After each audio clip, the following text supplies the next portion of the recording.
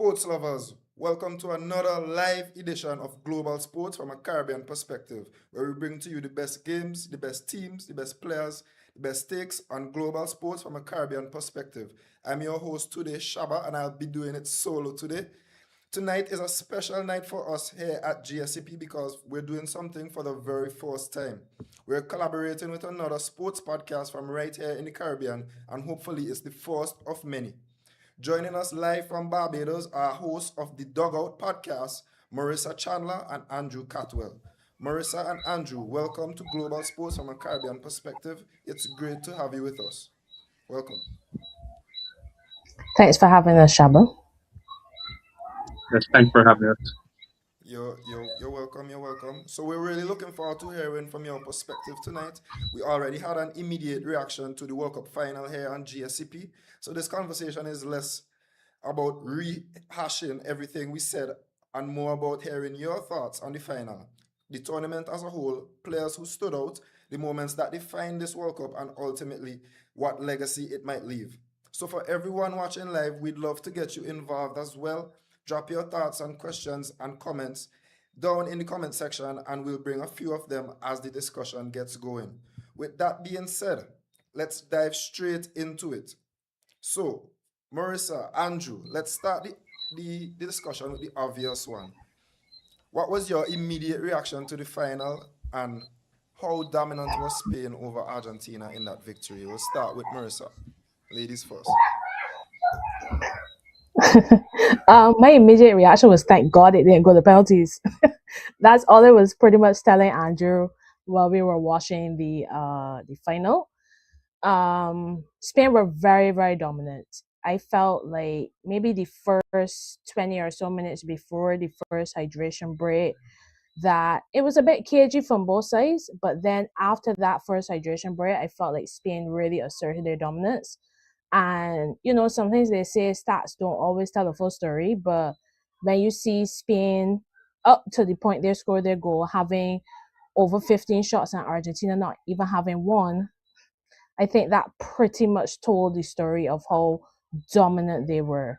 I don't think there were a lot of clear cut chances. There were opportunities, but honestly, Spain were dominant and fully deserving of their win, in my opinion.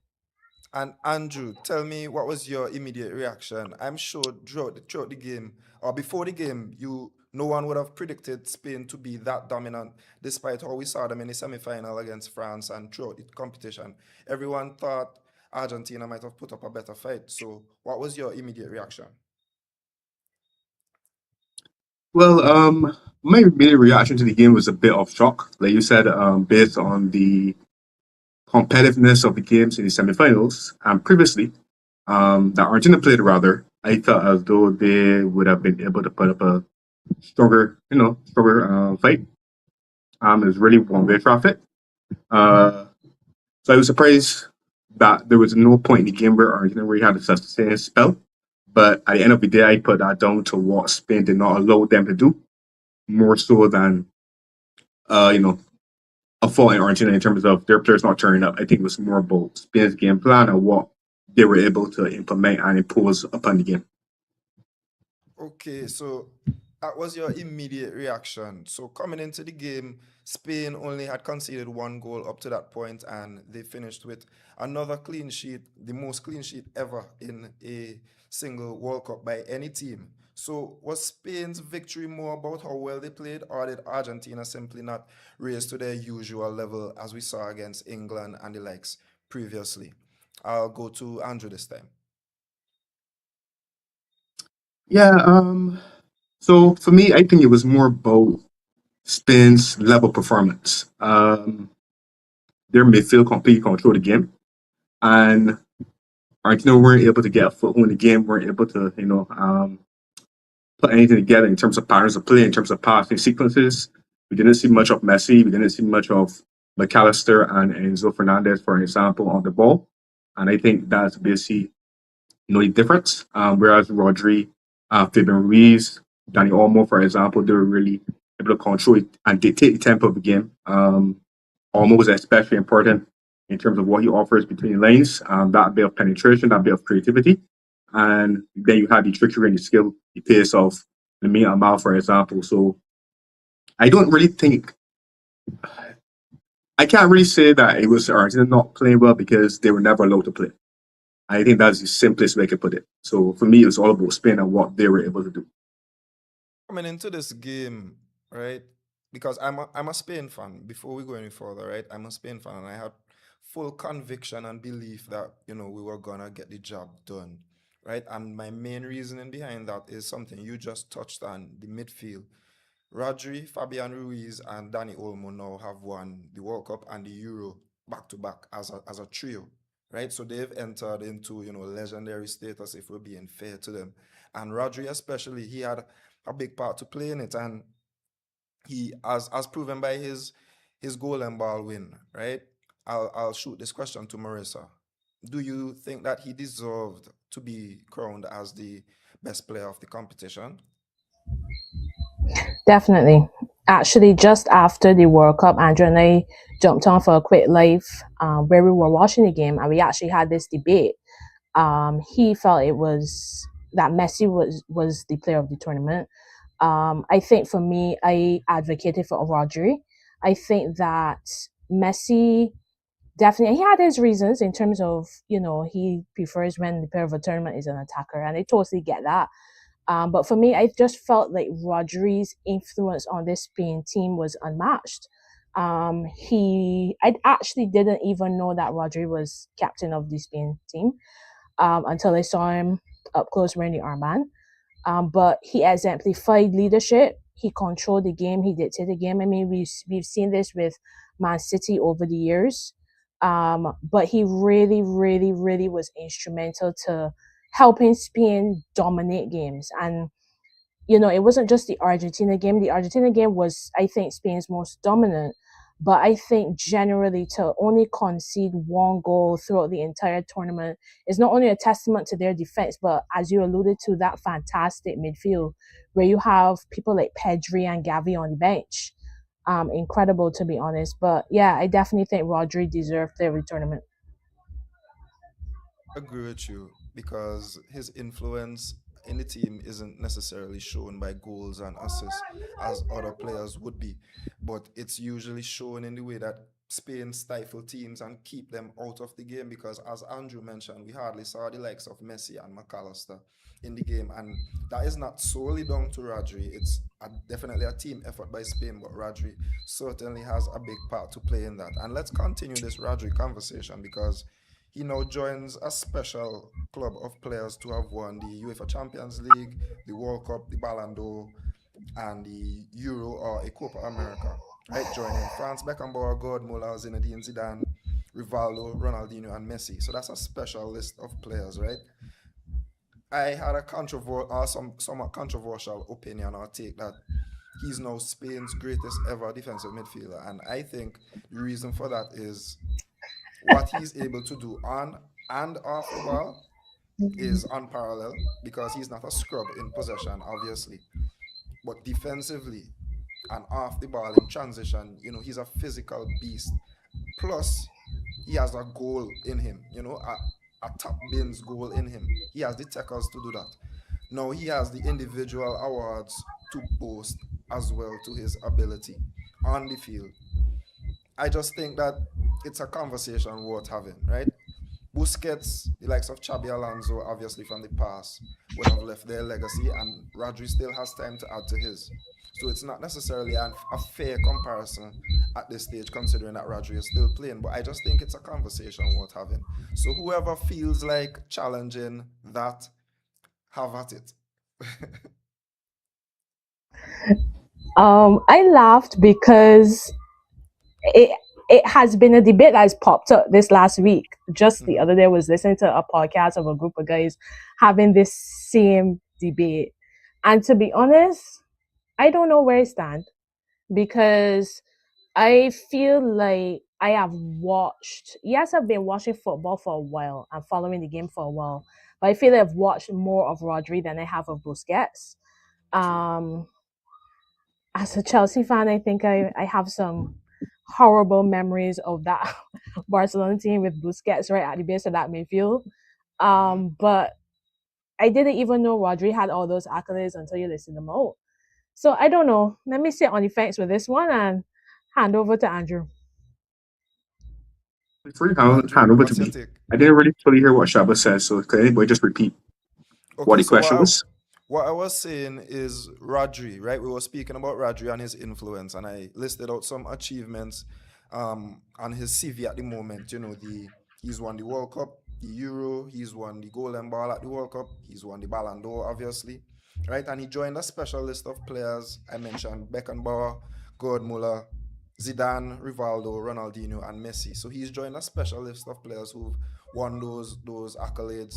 So, and I was also saying that I think, or I had a controversial opinion that he's the greatest Spanish defensive midfielder of all time. And the reason for that is his on and off the ball influence is unparalleled.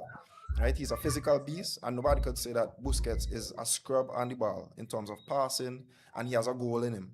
Right, so he has all of the attributes. He's a complete defensive midfield player, and now he has the individual accolades to boast as well. So I was just testing, wanting to hear your take on my take. If you disagree, if you think that Busquets is better, where do you sit? Well, that's a very good question. I have very rarely given it thought, to be honest. Both of them are great players. Obviously, Busquets playing the historic great Spain teams from the 2010s and the Barcelona team with Messi that had a sustained period of dominance. But like you said, Rodri has been almost equally as excellent over recent years. Do I have a preference? Not really. Do I think that Rodri's better than Busquets in his pomp? It's hard to say, but what I would say is that I kind of agree with you in terms of maybe on the ball and Rodri's offensive contributions. I think that might give him the a slight edge over Busquets, but yeah, it isn't a question I really thought about at any point before this conversation. So, like Marissa, I'm not sure which way I would lean, but if you had to give me a nudge, maybe I side towards Rodri. After all, he is the Ballon d'Or winner, so maybe that in itself should give him the benefit of the doubt. I Marissa, think have you given something it some else, if I thought? could say quickly, that Sure. yeah, I was gonna say something that I thought about too. Not necessarily the footballing side in terms of like on the ball, off the ball, that from that perspective, but not to sound cliche, but the influence. So I was thinking about the midfield that Busquets would have played with, both at international level. Xavi, Busquets, Iniesta. That midfield is a goated midfield. We all know that. They achieved fantastic things together at club and international level. Um, but to be perfectly honest, I think that Spain could have survived without Busquets more than they could survive without Rodri. No, I think Xavi and Iniesta was so brilliant that you could have bring another six in that team, and I think that Spain would have still been excellent. They may not have dominated to the extent they did in terms of possession, but I think they would have still been excellent. I think you take Rodri out of this Spain side right now, I think the drop off would be immense. So from that perspective, just looking at the different influences, maybe you have to nudge towards Rodri, but That's a great point that you made, and these are all hypothetical conversations. You know, we're just comparing players. Both are great players here. We're not taking away greatness from Busquets to praise Rodri or vice versa. We're just having a hypothetical conversation. These are the types of conversations that we love to have here on Global Sports from Caribbean perspective, and it was great to hear you guys' perspective on that topic and keeping it around that same theme. So this Spain team went unbeaten throughout the competition. Now this is their second World Cup since winning it in 2010. Now that team also won in the second half of extra time after the game was 0-0, and they scored versus 10 men in the second half of extra time, as I mentioned. So there are certain parallels here with this team. If you also look back at the 2010 World Cup, the opening game was Mexico versus South Africa. So some coincidences there. That Spain team in 2010 had a lot of legendary players, and Marissa was just mentioning the likes of Xavi and Iniesta. and you could continue down the line. But for me, the way that this Spain team dominated every game, game for game, they barely looked tested. I mean, Belgium were the only team to score on the Spain team, right?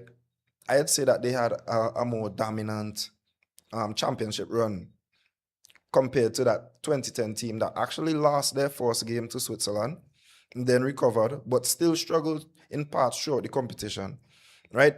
Name for name, they have better players, but I think that the Spanish team in 2026 had a more comfortable run, and I'd say that they're a more dominant team in this competition. Maybe if both teams face head to head, the 2010 team might win, but I just think that this 2026 team had a better and more comfortable run to the title.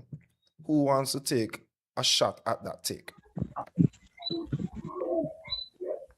I'll go first. Right. So I agree with you in terms of I think that in 2026, World Cup winners definitely made things look a lot easier. Um, Looked a lot more comfortable. Like you said, didn't appear to be under the cosh too often or tested at any um, huge amount at any point in the tournament. What I would say though is ultimately I think this post Spain players, I think where they will be remembered or regarded in history. Well, they've already cemented their place because they've won a World Cup. I think in comparison to the 2010 team, who won the 2008 Euros and the 2012 Euros, I think where this Spain team will be remembered is how well they do with future tournaments in terms of are they seen as being superior to that team or not as good.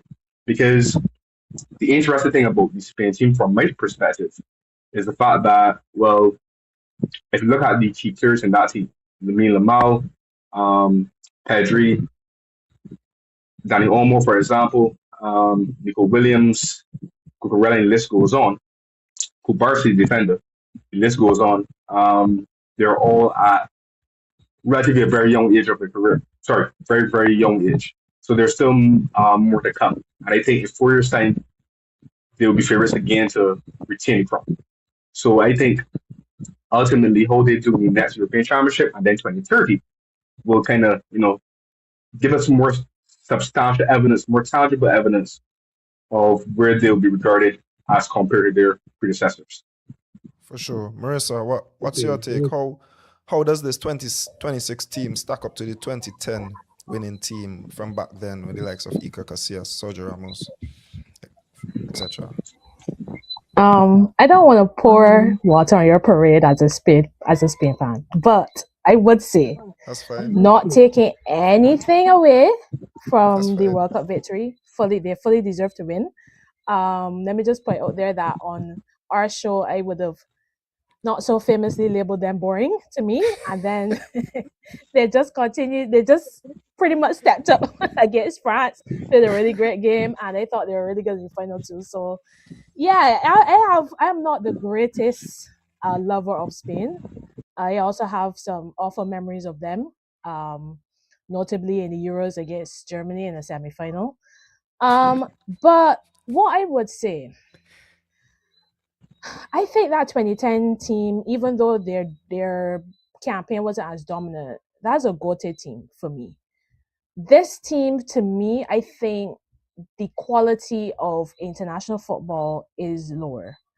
I think it was a competitive World Cup, and I think to be so dominant in a World Cup that was so competitive, where you saw some lower ranked teams challenging the higher ranked teams, I think for them to be dominant in that space or in that moment where it's so competitive is really good. But I still don't think that you can compare them just yet to that 2010 team. And so I think Andrew's point about, seeing how they perform in future tournaments. I mean, yes, they are the reigning European champions, so they have that going for them as well. But I just think the quality of international football is just a bit lower. And that team was class in 2010. This from the goalkeeper straight through to David Villa as a striker. I think he was playing striker at the time over Torres. Um, that team is goated for me. So that team for me most of their players were generational players. This team, they have a couple, Pedri, Gavi, Yamal, but they have a lot of, I don't want to call them workhorse horses. That seems a bit insulting to them. But more steady Eddies also sounds a bit a bit That's disingenuous not as unfair well. at all. That's But not unfair my at all. point is that to me, the players in that 2010 team were generational players. I For don't sure. think that all of these players are there yet. Like I said, you have Yamal, you have Pedri and Gavi coming through. So yeah, I think they need a few more tournaments to really just so for us to have a clear idea of how they stack up against their predecessors. That's just my That, thought. that's fair. That's fair enough, right? And it's crazy that you'd say they still need a few more tournaments to basically cement, their legacy. Because if we look at France's golden era, for example, since Didier Deschamps took over France, right? Since in about 2014, and all of the star players that France have had over the years, and he's now gone. Zinedine Zidane is going to take over. They've only won one World Cup in his time. I mean, let's not make it sound like if it's easy to win a World Cup, only one World Cup. But considering the talent, some might have thought that France should have won more during that time. They lost a Euros final as well. So I'm just saying that to say, right, about Spain's general dominance in world football, right? And this is another take that I had because if you check over the last, let's say from the year 2000, this century, right? Spain have won 3 Euros and 2 World Cups. If you look at it from club level, Real Madrid dominate the UEFA Champions League in that period as well. Barcelona won a few. Atletico Madrid and Sevilla dominated the Europa League. If you look at the coaches at the top European clubs, Luis Enrique, who's won the Champions League back-to-back, is Spanish. Pep Guardiola, Spanish. Mikel Arteta, who won the Premier League, Spanish. So you get where I'm going here. Growing up, I'm sure that you would have known Brazil to be the reference of football, right? When you think of football, you think of Brazil and the samba style. But I would say that kids growing up now would consider Spain and Spanish football, the sticky taka, playing out the back, to be what they consider to be the standard of football. And that is a testament to Spanish football's dominance over everyone else in world football over that time, I'd have to say. I'd only say that the English Premier League could compare with the Spanish league in terms of anything Spain football related. That's the only downfall. The Premier League is above the Spanish league, and that is fair to admit. But everything else, Spain dominates. European Cup finals, international football, and the style of play has caught on throughout Europe. So I just want you guys take on that as well, because that is something that has been festering on my mind as well, and it has just been culminated by Spain winning their second World Cup. So anyone who wants to have a shot at it or disagree, or if you agree, if you Nah, don't agree that Spanish football is on top. I mean, when you put it like that, it's honestly hard to argue. I actually saw something similar floating around on the internet in terms of when not only do you bring Spain winning the last Euros and this World Cup, but when you look at the managers that are currently dominating world football, and when you look at the clubs that traditionally have won the Champions League I mean, like you mentioned, Real Madrid. I think it's actually a fantastic point. Andrew and I always have debates about the Premier League being labeled the best. We're of the view, he could correct me if I'm speaking turn, don't want to misquote him, but we're both of the view that yes, the Premier League is more entertaining, but when it comes to the actual quality, and he himself would have said it, he always felt like if England, sorry for speaking for you, Andrew, but you probably rebuff me if you need to.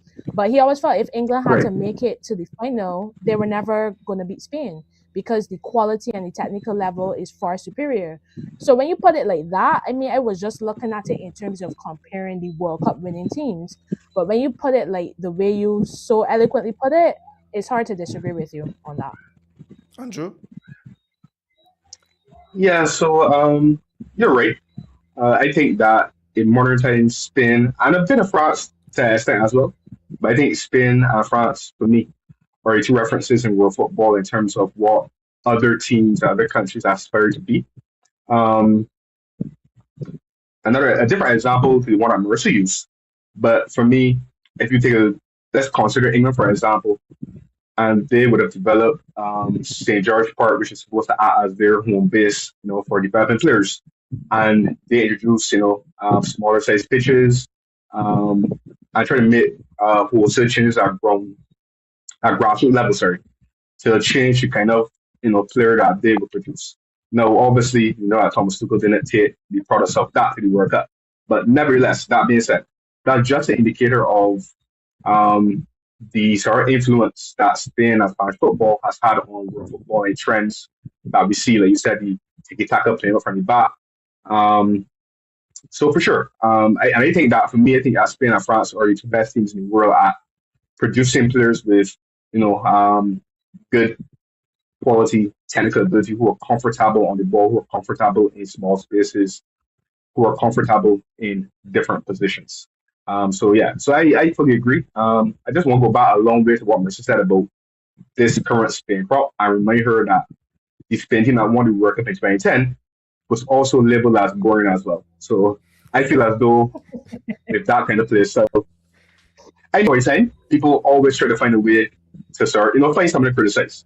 There's no shortcut. It's true. So I'll leave it there. And just remember, guys, we're live. Remember to shoot your comments down in the comment section, and we'll take them live as we go along. So let's have a quick word on Argentina and what's next for them. Messi is gonna retire now. I also want to touch on their behavior in the final as well, which was a big topic, especially after the game, but during the game as well.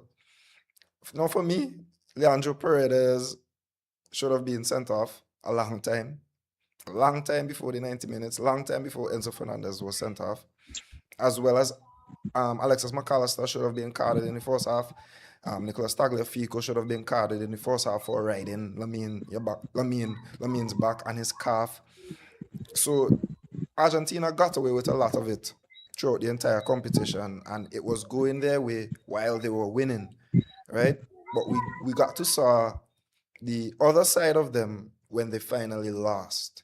So for me, it was a bit distasteful. I mean, Messi is the leader of the pack, and it doesn't look bode well on him as a leader, in my opinion. That's nothing to knock him for. He's not necessarily being ever known as this big rah-rah leader or want to shout out loud and be that kind of physical guy when they have scrummages and that kind of thing. But he is the leader of this team, and this is their reputation now that they've lost. So I just want you guys' take on what we saw from them throughout the game, throughout the competition, and after the game when they lost on Sunday. Well, so I also echo your sentiments in terms of the behavior was distasteful, not the kind of behavior you want to, or response you want to see to lose in a game of football. And I believe that there is a way to, behave when you win, and there's also a way to behave when you lose. And the preference will always be to see a team that loses with, grace and, conducts himself in a conduct that's been of good sportsmanship. However, though, I mean, I'm not surprised. Well, in terms of me, I can only speak for myself. I always found Argentina to be the kind of team that, plays on the edge. Plays on the edge of getting the other card, plays on the edge of getting that red card. For instance, the media refer to it as dark arts. I think I don't really blame Argentina for it, because I feel as, at this level of elite sport, if you can get away with something, by all means, use every inch that you can to gain an advantage. The people that I blame for the conduct that we saw ultimately in certain quarters, or the things that Argentina got away with during the game, would be the referees, who refuse to butt the players when they persistently foul others. Because for me, there are certain teams that are going to give Argentina trouble. Certain teams are going to pose challenges to Argentina, like Spain, for example, who will keep the ball, who are not going to allow Argentina to take the play. So the only way that Argentina can really combat that because their midfield is not as good as Spain's in possession. It's gonna have to be by fouling them. So the only way to disrupt that persistent fouling is to book players early, so that they tread carefully. But referee kind of sets the tone early in the game by choosing to keep cards in the pocket, and Argentina continue to make fouls. Now, that's one thing. The after the whistle stuff with Paredes, for example, and I think the other player might have been Molina. I think that was also involved in the fracas at the end. Yeah, Not just sore grits. yeah, for sure. They were in the excuse or justification for that behavior. I like the fact that Spain, at this was called, good sportsmanship, good conduct. I think Gabby spoke and said that he didn't think that a ban or lengthy ban should be imposed, and that's all fine and dandy. Not trying to pour any more gasoline on the fire that is Argentina. But ultimately, for us as fans to take football serious, FIFA needs to, hand up some sort of penalty for what we saw transpire after the final whistle. I agree. I agree I 100%. There agree. should I be agree 100%. something done in terms of a punishment because what we saw wasn't good for football. That's not what we want to see from football. I don't think I could remember a World Cup final. I've watched every World Cup final from about 2006, right? 2006, right? I wasn't old enough to be remember the 2002 final, but from 2006 forward, I've watched every final and I can't remember scenes like that after any other final. So what we saw there was distasteful. But Marissa, I just wanted to get your take on Argentina and how they handled the loss. Let me just start off with the fact that nobody likes to lose. Even in life, when things don't go our way, we get upset and everything. So I don't expect people to be all huggy and stuff because let's face it, that has also been criticized as well. But like Andrew said, they took it way too far. And I think that they were allowed, as he also said, to take it too far in the game and after the game. So yeah, I mean, I know it's a different moment because a World Cup final is way different than a third place playoff. But for me, I really liked what I saw after the England France game, where you had a group of players from the opposing side coming together in a circle and praying. Like, yes, it's not a World Cup final. Yes, the stakes are higher, but that's what you want to see because at the end of the day, yes, it's international football, but a lot of these players play together at club level. So I just think, yes, you could feel bad, you could cry, you could be upset, but to take it as far as Paredes did is unacceptable to me. And but like Andrew also said, I think that they were allowed to do it all throughout the tournament. They've been basically getting away with murder, and it's not a surprise that it ended in such ugly scenes after everything that transpired throughout the tournament. Yeah, and one last thing on Argentina before we move on and get into some general thoughts on the tournament. Messi. Messi has retired from international football. No, I'm not certain if this is a final retirement because, in my opinion, if he continues playing in the MLS for the next 4 years and he stays in good physical condition the way that Messi plays, I think he could be there at the next World Cup, and I don't think that's reaching at all. But for now, he's retired, so he ends his World Cup career with the most appearances, the most minutes played, the most goals and assists, the most successful dribbles, most shots on target, and he's only second behind Mbappe for the most goals. So he's, generally renowned as the greatest player of all time. I'm not certain of you guys' opinion. That's why I didn't say, everyone's opinion. But I think he has to go down as the greatest player of all time. Um, he leaves a legendary legacy behind. He guided Argentina to their first World Cup since Diego Maradona. He's done everything that can be done in football for Barcelona as well at club level. So what do you think, or what is your legacy? What's your take on Messi's legacy? Where do you stand? Because this is the first time that we're going to be hearing from you, you guys, on Messi and how you feel about him. So let's hear what you have to say on his retirement. We'll start with Marissa. So when I first got into football, I I preferred Ronaldo. I'll be honest. Not because Messi was clearly the more talented, but I just admired how Ronaldo, obviously Ronaldo is a talented player, but I just admired Ronaldo's work ethic. That even though he may not have been as talented as Messi, what he did was still almost as good, at least in those early years of the debate when they were trading Ballon d'Ors and stuff like that.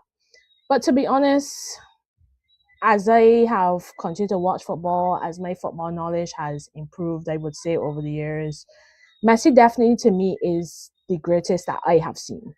Um, I think that culminating in that first World Cup win for Argentina, I think it was something that almost, I wouldn't say he needed it to cement his legacy, but I think it was important for him to win the biggest international trophy for his legacy to be fully cemented.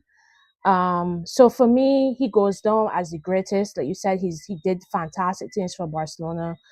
Um, and yeah, I know you said earlier he wears the armband for Argentina, but I don't think he will be considered as like a great leader because that to me that's not his personality.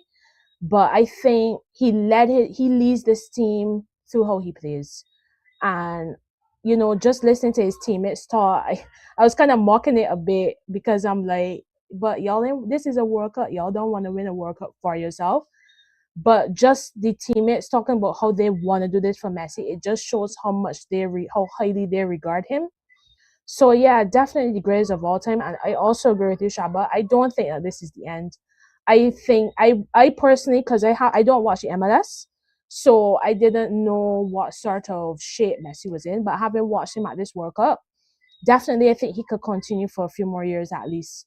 Once he stays in shape, because I did hear people say that was they think that that's part of the reason behind the move to the MLS, a league that is probably not as fast paced and intense as the other European leagues. So I think that has definitely helped him to be able to still perform at this level at 39 years old. So for me, definitely the greatest player of all time, and I don't think it's quite over yet.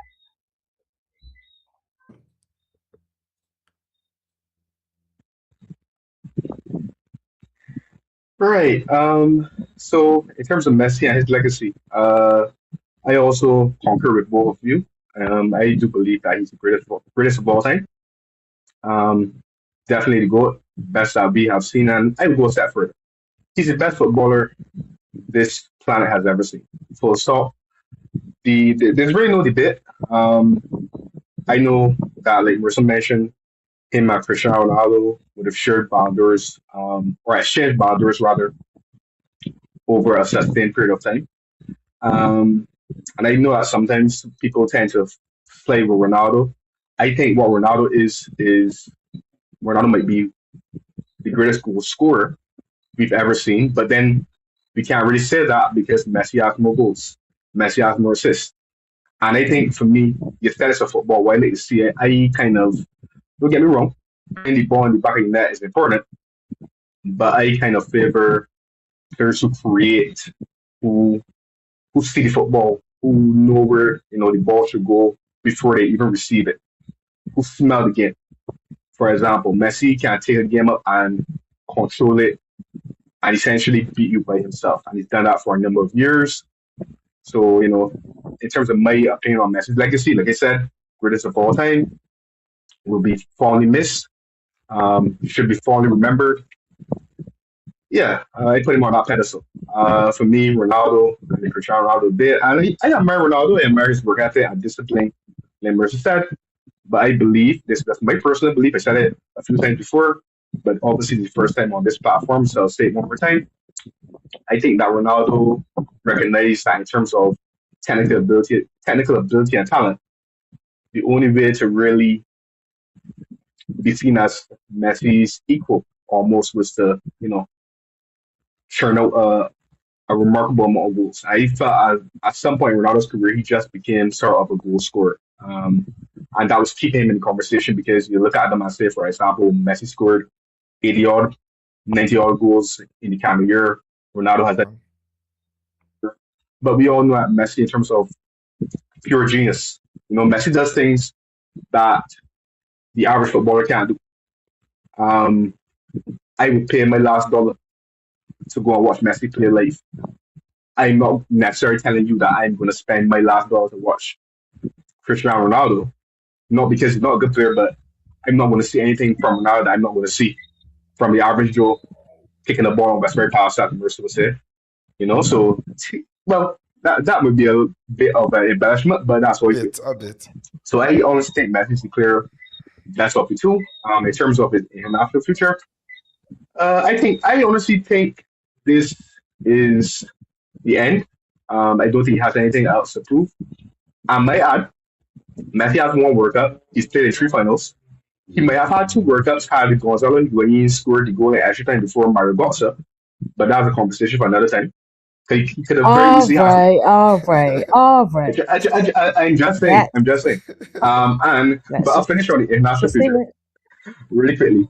I think this is the end. The only way I can see Messi coming back is if Argentina are struggling going in the next World Cup, which is a possibility because when you look at what they're producing right now, to me, Julian Alvarez is a good player.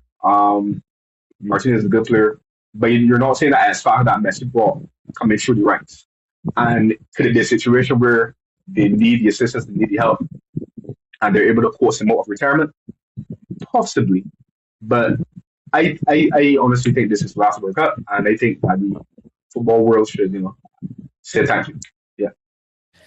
All right, and there you have it. There, those guys' takes on Messi and where he stands in football history. And just for the sake of the conversation, guys, I just want to make my point, my stance clear as well. I'm not necessarily big on this whole GOAT debate thing. I don't ever think it was a case where anyone thought that Cristiano was, necessarily a better player than Messi because, as Andrew mentioned, what he has in his bag is that goal scoring and the ability to score from all angles and all varieties of goals, whether it be left foot, right foot, header, outside the box, free kick, whatever. So I don't think the comparison was fair. I just think that because both of them were at Barca and Real Madrid, they were exchanging Ballon d'Ors, as you mentioned. I think the comparison was apt at the time. But as time evolved, it definitely didn't, age well for Ronaldo in that debate, right? So I think that Messi is clear where that is concerned, and it'll take a long time before we see another player of Messi's kind. And it's been a pleasure to see him play. Like I said, I still think that he'll be there at the next World Cup potentially, but time will tell. So let's get to some general thoughts from the World Cup, and we'll start with who we think was the most disappointing team. And I think Marissa would have something to say about that one, considering the team she supports. So we'll start with Marissa and who she thinks was the most disappointing. Wait a second. Is that your way of saying that you think Germany was the most disappointed team at the World Cup? Hey, you said Is it, that your not me. slight way of saying that? You said it, not me. Brother. Germany's up there because, as I told Andrew when we did our previous show, I felt like Germany was a bit under pressure. I mean, 2 group stage exits since we last won the World Cup in 2014 was piss poor. So I felt like the pressure was on Nagelsmann to get something out of the squad, and you get out the group, and then you do what you did. So yeah, for me, from a biased perspective, I think Germany was hugely disappointing. As a not so popular pick, I will also say France disappointing. You said something, Shaba, that when we were talking about how this Spain team starts on their legacy, you said something really interesting about how this golden generation of France has only won one World Cup. And when you put it like that, it is a bit of a disappointment. This France team, everybody says it, is stacked from goalkeeper to striker when it comes to depth and quality. And I think yes, you give Spain the credit. I think Spain outplayed them. Spain suffocated them in the semi-final. But then to even lose to England in the third place playoff, yes, that's a meaningless game. I just think that France fans would have been disappointed in how this World Cup went for them as well. I think at minimum, France expected, or their fans would have expected, a final. So I would say, from a bias standpoint, Germany, and then as a second choice, maybe France for not making the final. But then again, they did lose to the eventual winners in the semifinals, so maybe not that much of a disappointment. But that's just my take. Andrew, your most disappointing team? Well, there are a number of candidates for that position, but I'll try to be brief. Marissa mentioned Germany. Do I think that Germany was a disappointment? Yeah, but Marissa being a German fan, she didn't have high hopes for Germany going into the tournament to begin with. So I'm not so sure that I'll put them as number one most disappointing team. Then we had Brazil, who because it's Brazil, they have a certain star to keep and to uphold in the minds of football fans around the world, and they were quite disappointing. They never really caught fire, so to speak. And then my last option would probably be Portugal, who everybody was telling me that they have this great, illustrious squad, and then they really did nothing and left the World Cup in tame fashion. So those are my three candidates. If I had to pick one in terms of who was the most disappointing, I would say it's Brazil, because with Ancelotti as their coach, I really expected more from them, and that did not materialize. And what about a team who? Oh, before we move on, my most disappointing team, I definitely have to agree with Andrew where he mentioned Portugal, because coming into the competition, they have that brilliant midfield, and most people before the competition said that Portugal's midfield, on paper at least, was probably the best or among the best, with João Neves, Vitinha, and Bruno Fernandes, who came off having the most assists ever in the Premier League, and then João Neves and Vitinha won back-to-back Champions League as, a duo.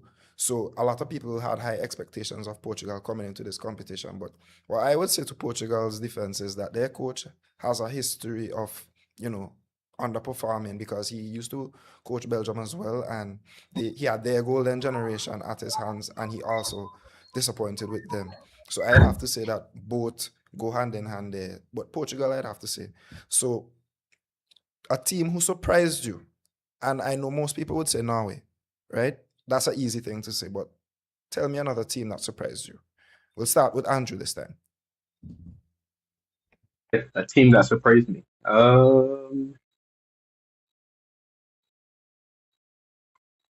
That's a very good question.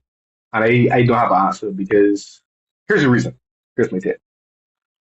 I know Marissa said that the World Cup was the most competitive, and it was competitive. You had some competitive games. But the teams that, for example, got to the latter stages of the tournament, aside from Norway, for the most part, I think were teams that we would have expected to be there.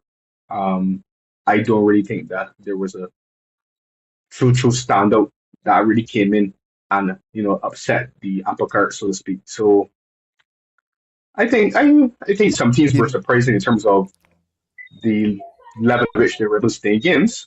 But I wouldn't say they had a standout team that actually surprised everybody in the tournament. Okay, so is there a team that maybe wasn't on your radar coming into the competition and played well relative to their expectation, not necessarily getting to the quarterfinal, let's say like Japan, any team like that caught your eye?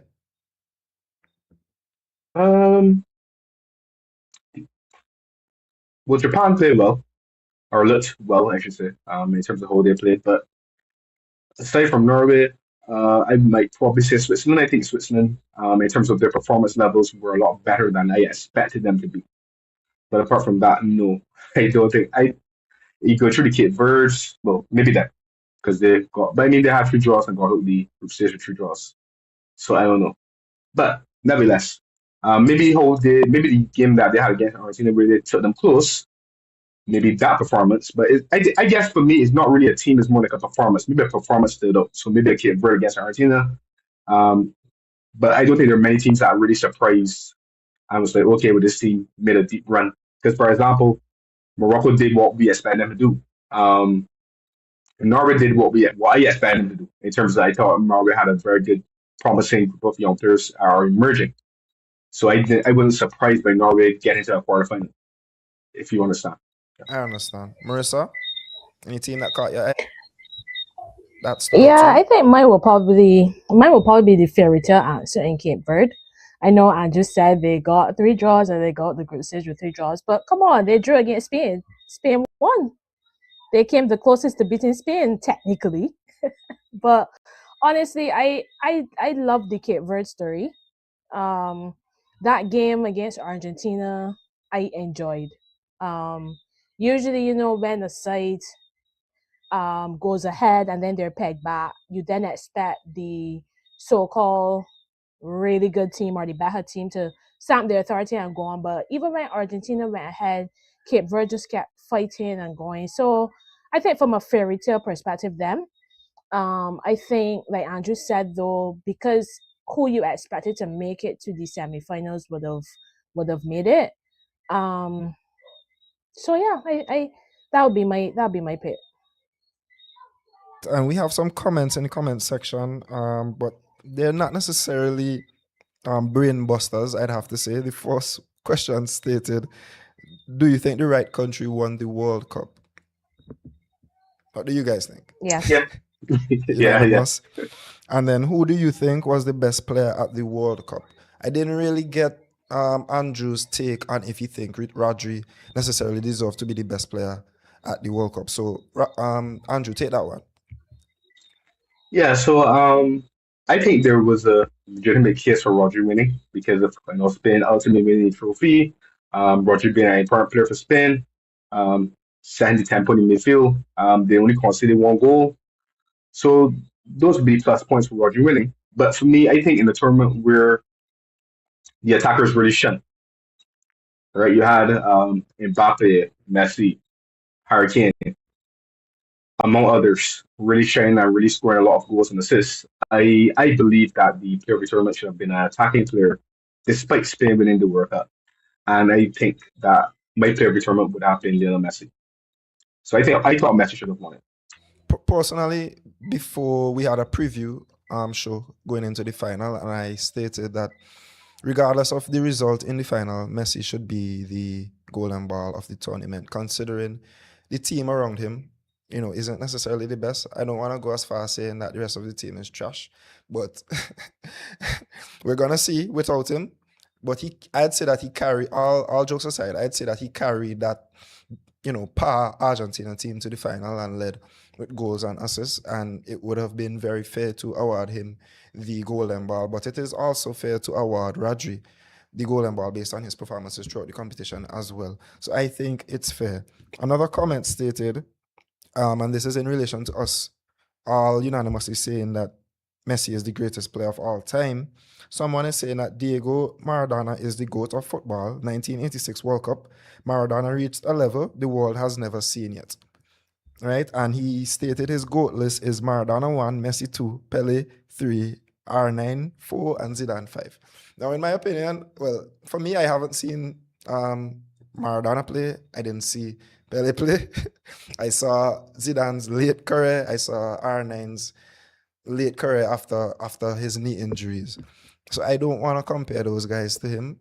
So if he saw Maradona play and saw Messi play as well, and he thinks that Maradona is greater, I think he has a fair argument there. So that was someone's comment in the comment section there.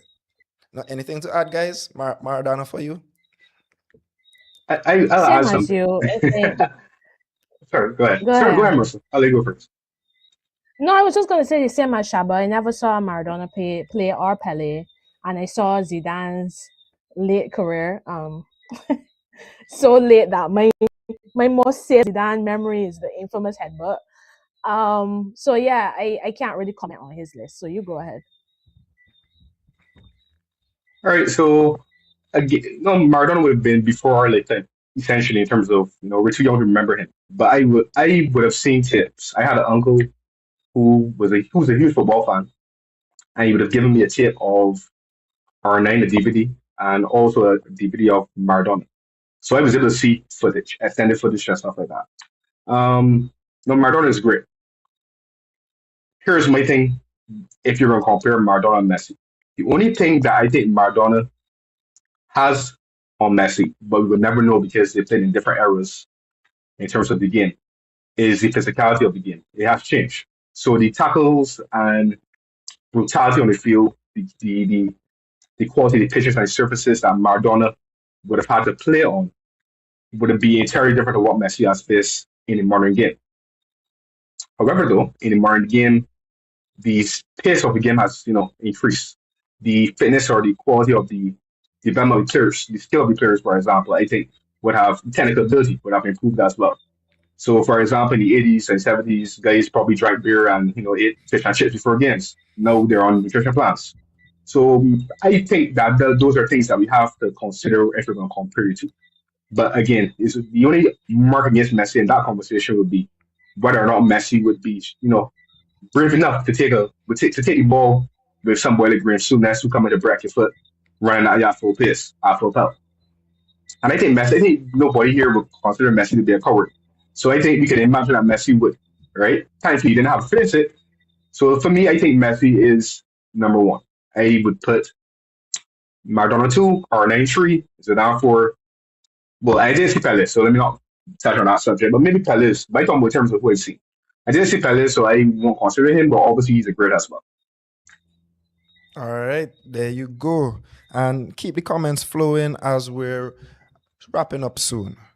So let's get to some quick takes. And I just want you guys to tell me someone who impressed you at the World Cup in terms of a player, like an unknown player, and someone who also disappointed you, who had relatively high expectations coming into the competition. So a breakout player and a most disappointing player from the World Cup. Anyone first?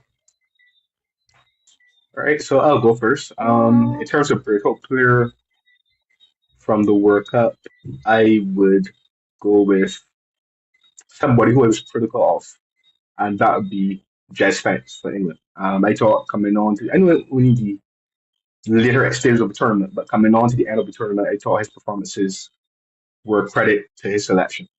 So I think that his reputation would have been enhanced based on how he performed individually during England's World Cup campaign. In terms of a player who disappointed, I'm going to go with Bruno Fernandes because I remember a lot of criticism coming towards Cristiano Ronaldo for his output or a lot thereof during the World Cup, and I think that a lot of that is down to Bruno Fernandes because as a creative player, as a playmaker in the Portugal midfield, the onus is really on him to fashion those chances and fashion those opportunities and do something substantial with the ball so that Cristiano Ronaldo can profit, and that failed to materialize. So, yeah, that's very good. Leave it. Marissa? I would say Kubarsi really impressed me. To be playing since about 18 years old to that level, really impressive. I think when you look at him and Laporte as a centre back pairing on paper, it doesn't scream wow, but they both did a great job. But I think I'm gonna single out Kubarsi because 18 years old. I know obviously he's had first team experience with Barcelona last season, but 18 years old to be playing at the highest level the way he has, I think he really impressed me. I have a couple shots for disappointing player. My first choice was Vinny Jr. I felt like when you asked for our disappointing shots, I was shocked at myself for missing Brazil when Andrew called them because they were a massive disappointment. But I think Vinny Jr. for me is a part of that because you are clearly the superstar of that team. And I just think the way you look at Mbappe, for instance, the way Mbappe really turned up for France in this tournament, ending with the most goals in tournament. I think that Vinny kind of failed to deliver on that, on his actual potential for Brazil. And then to kind of piggyback off of Andrew's choice in Bruno Fernandes, I'm going to combine it with something you said earlier, Shaba, which is that entire midfield trio of Portugal. You have a midfield trio like that, and I feel like they didn't perform to the level I expected of them at all. I mean, when they won the Champions League, I was hearing people on platforms talking about comparing them to some of the greatest midfield duos out there, and I don't think they're there yet. Clearly not. But yes, you've made the perfect caveat of Roberto Martinez and the way he completely mishandles talented players. But yeah, I think that midfield of Fernandes, Vitina, and João Neves were disappointing. Okay, so I just want to touch on the Vini point that you made because if you didn't know, right, I'm a Real Madrid fan, and I was gonna ask, I was leaning no, towards Barca, no, that's fine, but that's fine. So now you know yeah. I'm a Real Madrid fan, right? So I'm gonna just touch on the Vini point because he's been a big topic on our podcast, throughout the entire season. But I'd say that he had a great group stage, but I'd agree with you in the latter, in the knockout stage of the competition, especially in that game against Norway, especially when they got that penalty, right? Seeing that he was the person at the time, with 4 goals at the time, he had 2 or 3 assists as well, so he was leading the Brazil team in terms of output. Now, penalty 8 minutes in, you're the supposed leader of the team. He should have been the one to step up and take that responsibility and not let Bruno Guimaraes bear that burden. So for me, I don't necessarily agree that he's the most disappointing player of the tournament. That's somewhat harsh, especially coming into the competition where the label against him was that he never performed for Brazil. But he carried Brazil in the group stage, scored in every group game, scored 2 in the last game against Scotland as well, and led them well in the group stage. But in the knockout stage, he didn't score, he didn't assist any, and he didn't step up for the penalty. So I somewhat agree with you, but I just had to defend him a bit for his strong group stage. In terms of breakout player for me, I'd go Ismail Saibari from Morocco. And he ended up moving to Bayern Munich off of the back of his, he moved during the World Cup, so it wasn't even necessarily for his World Cup performances, just great scouting from Bayern as usual. Ismail Saibari is my breakout player of the competition. He played for PSV, so is not someone who would be in our eyesight regularly, and he really impressed me. He led the line well for Morocco, scored a few goals, and I'm sure he's gonna do great things for Bayern next season.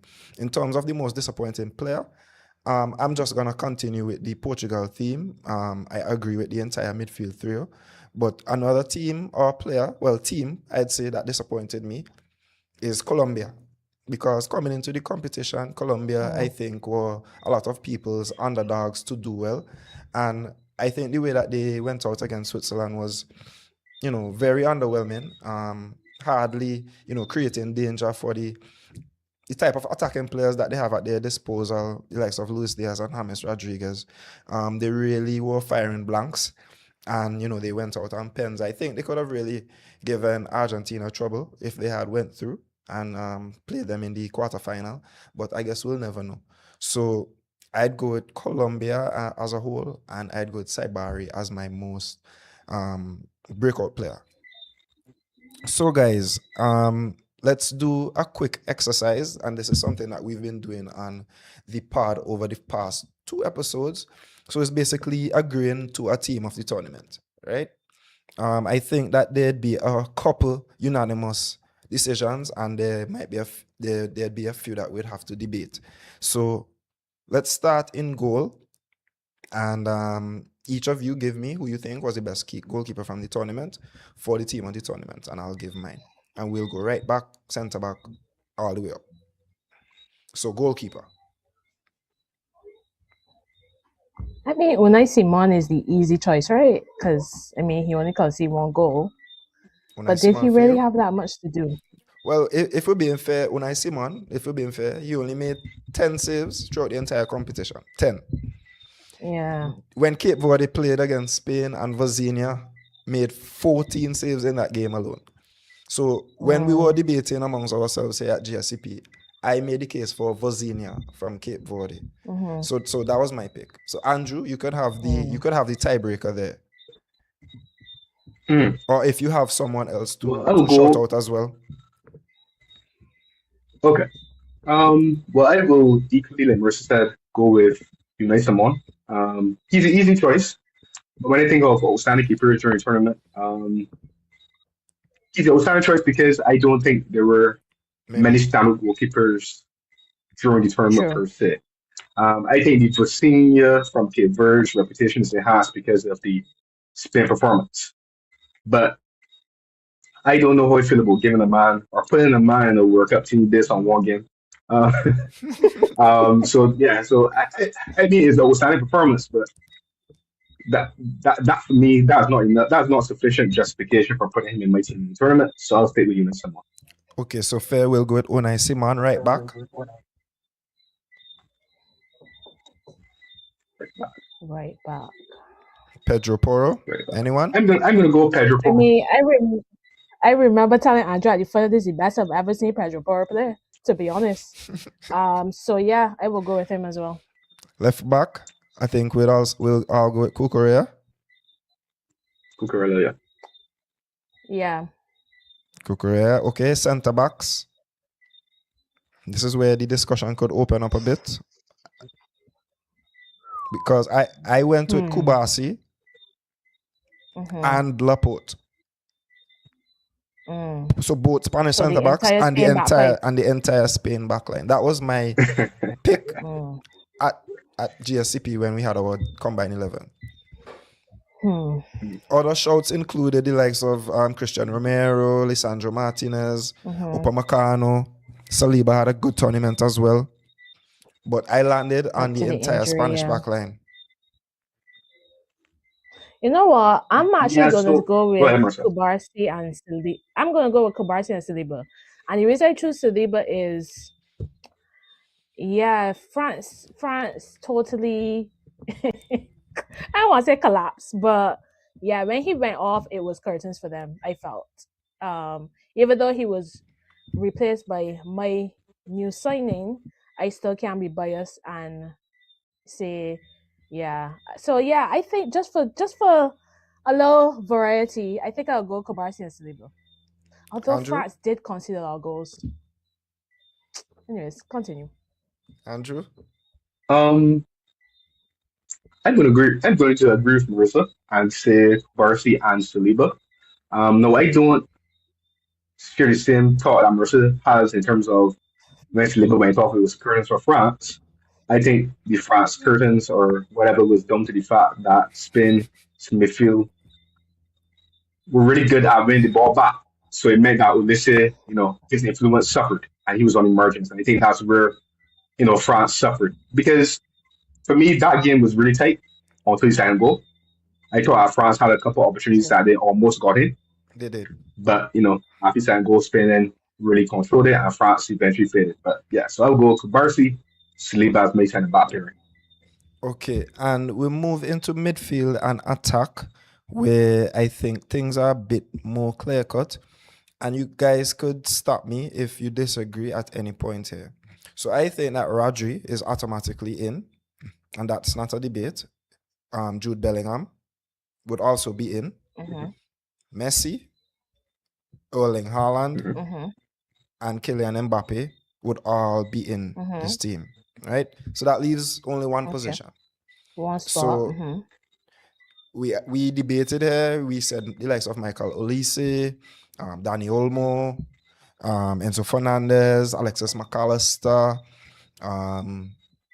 We even toyed with the idea of having Kane and Haaland. So where do you stand? Who should have that final position for you? For me, it's an easy choice with the highest assist maker, and that would be Olise. I think I saw a stat that he had the most shots without scoring a goal at the World Cup or something like that. Yes, 27. To me, yeah, that's crazy. To me, Olise is just a fantastic player. I told Andrew at the beginning of the tournament that I felt like he was going to be key for France. And I mean, he's just been in fantastic form for Bayern Munich. I see you guys have your eye on him. Apparently, you guys have your eye on everybody. Apparently, but yeah, I personally love Michael Olise. Chelsea messed up big time by screwing up that, along with so many other deals. But this is a World Cup show, not a club football show. But yeah, big fan of Olise. So for me, he would take that spot. Andrew? I agree with Marissa. Pulisic should be in the team as well as the playmaker. The one swap that I would make though, but you read out names, I might swap out Haaland for Harry Kane. I think Harry Kane had an excellent World Cup tournament on the whole, so I might put him in instead of Haaland as my point striker. That's the only change I would make.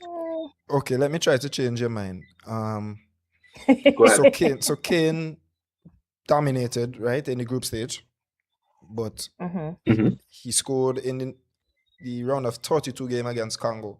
But from then, round of 16, Right. quarters, semis, he didn't score anything. Haaland against Brazil in the quarterfinal, well, the round of 16 against a stronger team. I'd say that Haaland, overachieved basically. He scored more than Kane as well. I'd say that Kane had a better team around him, scored less. Played more games, still scored less than Haaland. So I'm not sure if that is changing your thinking. He didn't score any goal past that round of 32 game, right? Just keep that in mind. All of those games were, won by Jude Bellingham, basically. So I'm not sure if that alters your take any bit. Question: how many goals did Haaland have at the end of the tournament? 7. Oh, 7. Okay, so one more than Harry Kane. Okay. I guess that alter it. I guess like for me, I prefer the kind of striker that Harry Kane is compared to Haaland. So maybe no, you mentioned. I thought that Kane had more goals, and then realized that Haaland actually has 7. So my apologies, Haaland fans. I even concede that maybe Haaland should be in the team instead of Harry Kane. But again, you mentioned the Brazil game for Haaland.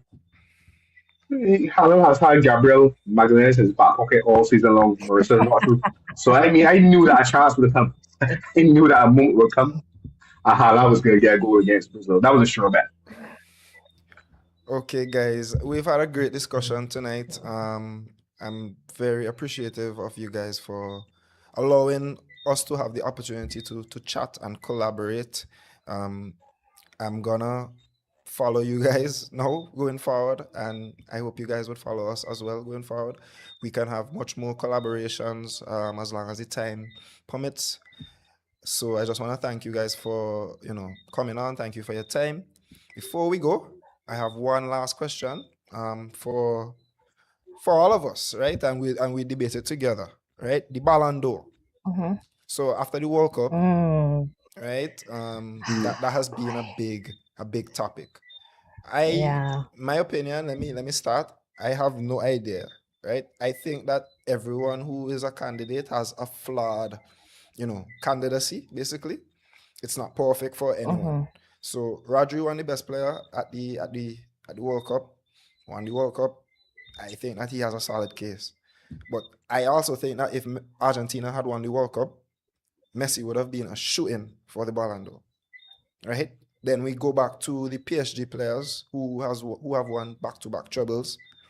There's the likes of Kane, Olise, Mbappe. Despite not winning anything as a team trophy, he's been the top scorer at the World Cup, the Champions League, and La Liga.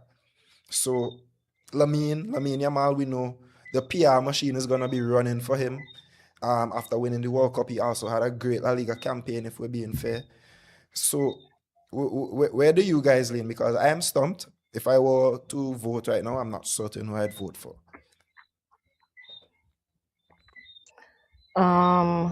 I fully agree with you. There's no clear-cut candidate. I personally don't like the Ballon d'Or because I think sometimes the best player doesn't always win. So for me, it's about how you define the best player. Is it the person who won the most? Is it the person who was most influential? Is it the person who scored the most goals?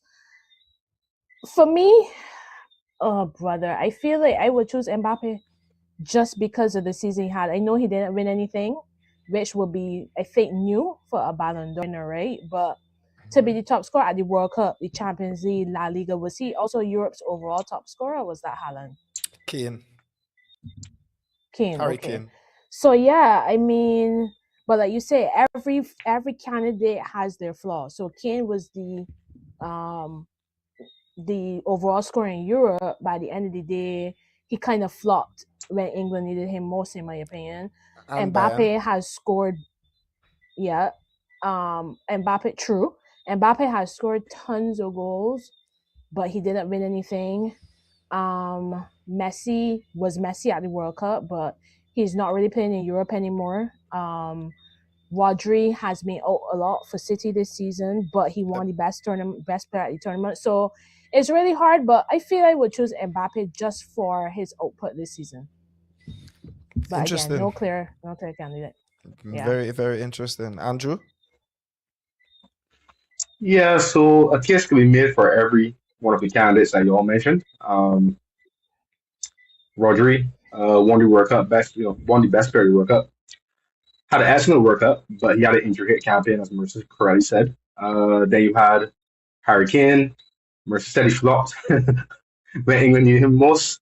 I assume she's talking about the Argentina game. Am I correct? See? Okay, good. I'm not sure, based on how that game panned out, I'm not sure what influence Kane could have really had on the outcome, based on how it panned out in the second half. But that's a conversation for another time. But I don't think it should be Kane. I'll play there, right? So I'm not just saying don't beat him with that bat, right? Then we have who's the other candidates? Messi. Yamal, Mbappe. Messi had an outstanding World Cup. Right. So Messi had an outstanding World Cup, but he's no longer playing in Europe. And I don't think personally, I agree with Marissa, I don't think necessarily you have to make something big. And I think the bigger the trophy, the greater your chances. But I don't think the World Cup should, be the one deciding factor here. So I'm not so sure it should be Messi, but I agree with Shaba. Had Argentina won, I think Messi would have definitely been the favorite based on the tournament that he did have. I don't think the time has come for Lamine Yamal yet. So I agree with Marissa. I think the Ballon d'Or should be based on who's had the best season, and I think the best player over the course of the season has been Kylian Mbappe. So I think it should be ultimately him. Wow, that's very interesting considering he hasn't won anything, and you guys haven't been on our show throughout the season, and I don't want to extend it too much, but I have a very interesting idea or concept or take opinion that since Mbappe has come to Madrid, we haven't been winning anything. and since he's left PSG have just kept winning everything. and winning and winning.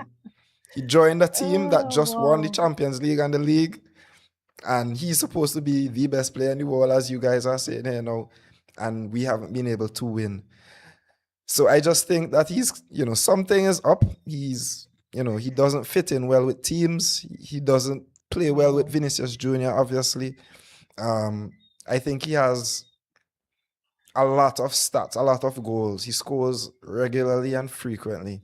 But even for France, even in that Spain game, I mean, he was nowhere to be found. And it would be very hard for me to put my vote for him, is what I'm trying to say, for the Ballon d'Or, because he hasn't won any trophies. So if I were to vote, I'd personally give it to Rodri, and I'd be very biased based on the World Cup. I'd bias it towards the World Cup. Because if we go back to when Rodri won his Ballon d'Or in 24, I mean, that was mainly due to the fact that Spain won the Euro that season and he was great in that competition.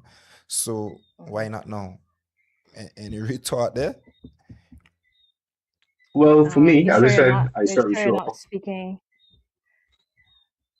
Go ahead, Marissa. You go ahead. Oh, I was saying, sure you're not speaking from the fact that he's another player that y'all have your eye on? Those Los Blancos tinted glasses?